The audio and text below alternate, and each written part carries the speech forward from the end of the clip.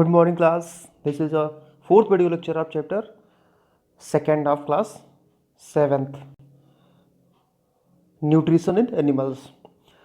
And topics were covered in this chapter are introduction, nutrition, different way of taking food, digestion, human digestive system, mouth and buccal cavity, teeth, tongue.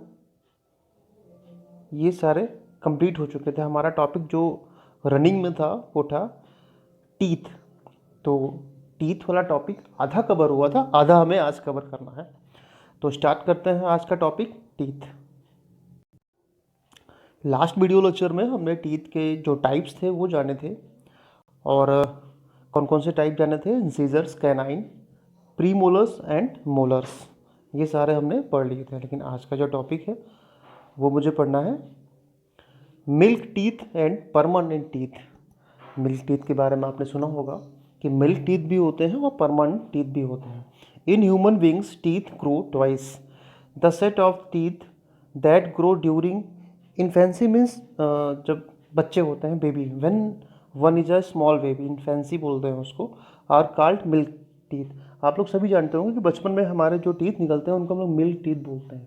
Actual में वो milk teeth निकलते हैं और निकलने के बाद वो फिर से मतलब टूट जाते हैं और दोबारा से निकलते हैं. वो दूसरे जो निकलते हैं वो होते हैं permanent teeth. These are also called the temporary teeth. Actually में वो टेम्परेरी होते हैं, कुछ टाइम के लिए होते हैं, कुछ ईयर्स के लिए होते हैं, 6 to 8 ईयर्स के लिए. उसके बाद वो गिर जाते हैं एंड नए टीथ निकलते हैं, उनको बोलते हैं permanent teeth. These teeth get loosen and fall off at the age of 6 to 8 years. When milk teeth falls off, a new teeth of set grow their place. This second set of teeth is called permanent teeth because they remain till the old age. But if these teeth fall, no new teeth arise from its set. यानी जब temporary यानी milk teeth जब निकलते हैं उसके बाद जब वो टूट जाते हैं, निकलने के बाद टूटते हैं और दोबारा से जो निकलते हैं वो होते हैं परमानेंट टीथ. और परमानेंट टीथ जो होते हैं वो दोबारा लाइफ में कभी भी टूट के दोबारा नहीं निकलते हैं. और मैं आपको बता दूं जो मिल्क टीथ जो होते हैं वो नंबर्स में 20 होते हैं. 20 मिल्क टीथ होते हैं, वो निकलते हैं और वो धीमे धीमे करके सारे गिर जाते हैं. और उसके बाद जो नए टीथ निकलते हैं वो जो होते हैं वो परमानेंट टीथ होते हैं. Tooth decay. अब आप लोगों ने देखा होगा कि जो हमारे दांत होते हैं, टीथ्स होते हैं, वो ख़राब भी हो जाते हैं या डिके, या कहते हैं कि उनमें कैविटी लग गई. तो ये कैविटी कैसे लगती है? एक्चुअली इसे मुझे इसका साइंटिफिक रीज़न समझना है.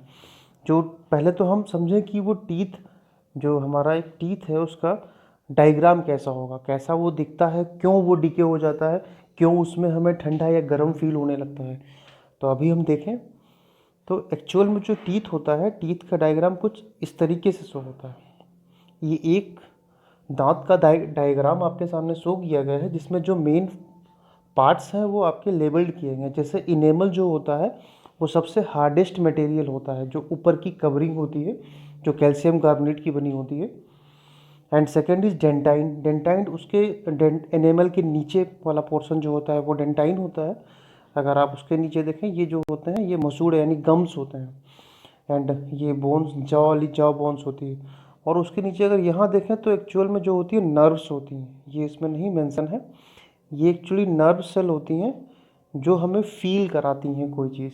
नर्व सेल जो होती हैं वो हमें फील कराते हैं, सेंसेशन देती हैं किसी भी चीज़ का. तो अगर हम देखें आगे,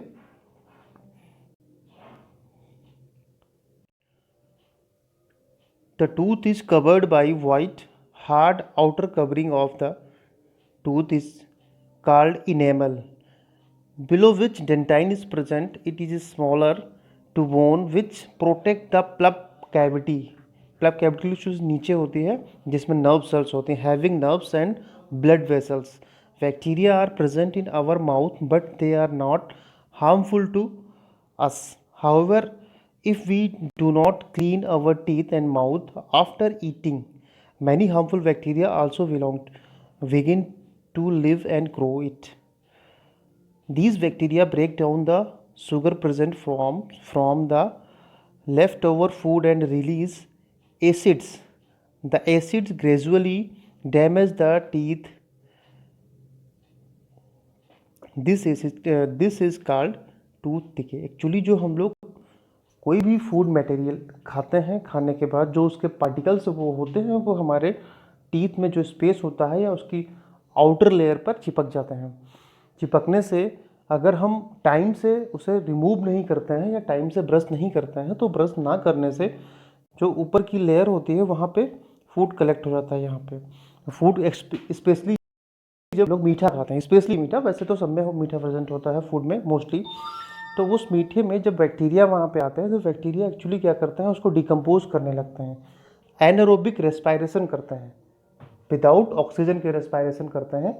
और जब विदाउट ऑक्सीजन के रेस्पायरेशन होता है तो उसमें एसिड बनता है, उस एसिड को बोलते हैं एसिटिक एसिड। और एसिटिक एसिड इस इनेमल पे धीमे धीमे रिलीज़ होने लगता है। तो जब ये रिलीज़ होता है तो ये इनेमल धीमे धीमे डिजॉल्व होने लगती है। और ये प्रोसेस जब बहुत लंबे कुछ टाइम के लिए होती है तो ये इनेमल डिजॉल्व होती है, देन उसके बाद जो डेंटाइन होती है वो डिजॉल्व होने लगती है। फिर हमारी आती है प्लप कैविटी। प्लप कैविटी तक जब पहुंचता है तो कैविटी हमारी कंप्लीट बन चुकी होती है। और जो भी यहाँ तक होता है ये हमारी जो नर्व और ब्लड वेसल्स प्रेजेंट होती हैं वो ओपन हो जाती है, यानी यहाँ तक हमारा लिंक बन जाता है।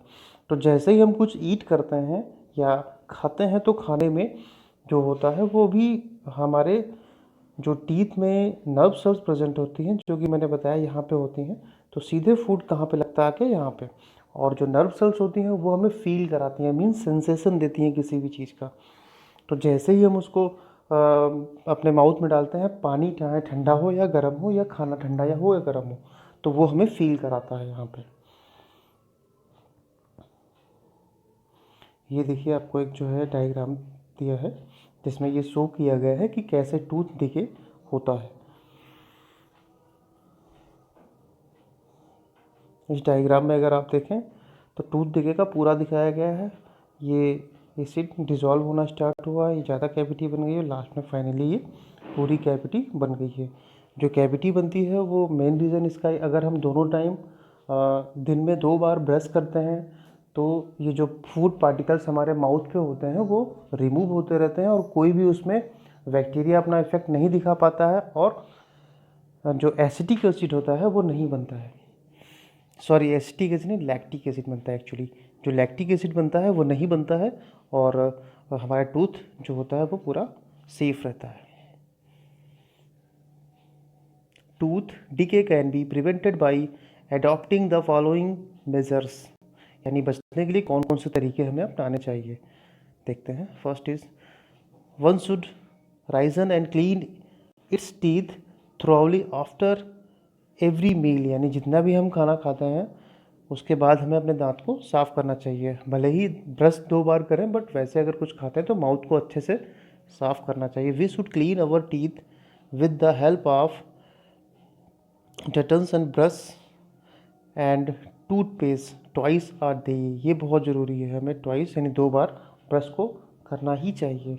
We should use dental floss which is a special strong thread, it is moved between two teeth to take out separate food, यानी हमें ऐसा कुछ थ्रेड यूज़ करना चाहिए जैसे दो जो टीथ्स होते हैं, दांत होते हैं, उनके बीच में जो भी पार्टिकल्स है वो आसानी से निकल सकें।